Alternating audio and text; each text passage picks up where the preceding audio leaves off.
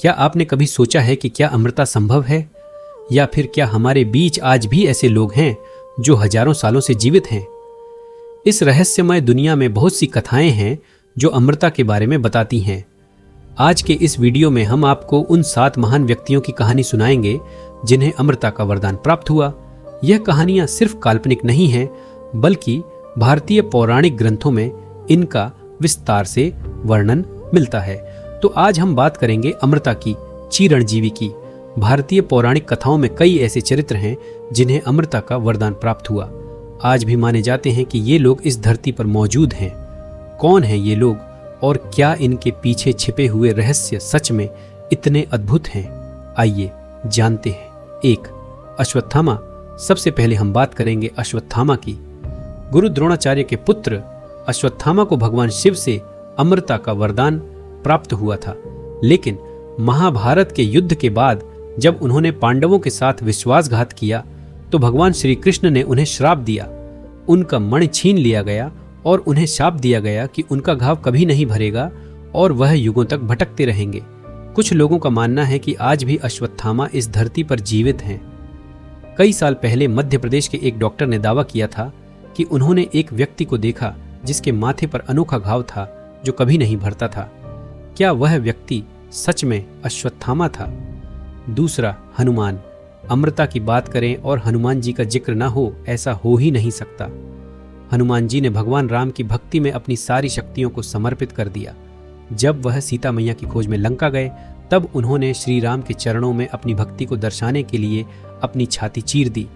श्री राम उनकी भक्ति से इतने प्रभावित हुए कि उन्होंने हनुमान जी को अमरता का वरदान दिया। कहा जाता है कि आज भी जहां राम कथा होती है वहां हनुमान जी सबसे पहले पहुंचते हैं। 3. वेदव्यास। महाभारत के रचयिता महर्षि वेदव्यास को भी अमरता का वरदान प्राप्त था। उनका जन्म त्रेता युग के अंत में हुआ और द्वापर युग को उन्होंने पूरा देखा। माना जाता है कि वे कलयुग के प्रारंभिक दिनों तक जीवित रहे, लेकिन उनके बाद क्या हुआ?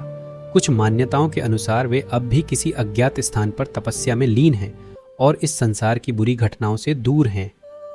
4. विभीषण। रामायण के पात्र विभीषण रावण के छोटे भाई थे। उन्होंने अपनी सच्चाई और धर्म की राह चुनी और रावण का साथ छोड़कर श्री राम की सेना में शामिल हो गए। उनके इस धार्मिक और न्यायप्रिय स्वभाव के कारण उन्हें भगवान राम ने लंका का राजा बनाया और उन्हें अमरता का वरदान दिया। कहा जाता है कि आज भी विभीषण धरती पर हैं और लंका की रक्षा कर रहे हैं। 5.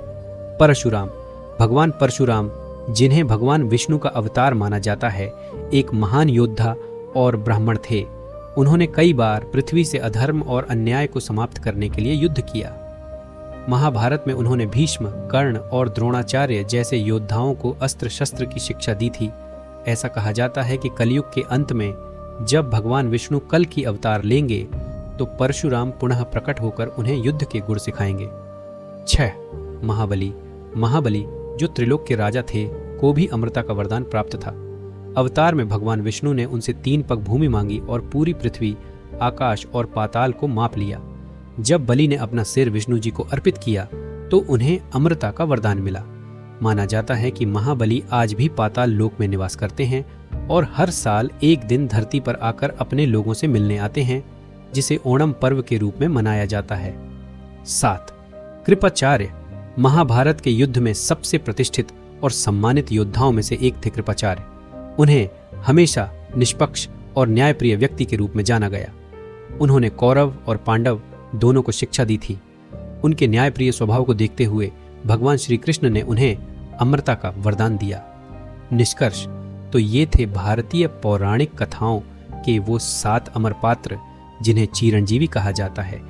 इनके जीवन और इनकी कहानियों में छिपे संदेश हमें जीवन के गहरे अर्थ समझाते हैं।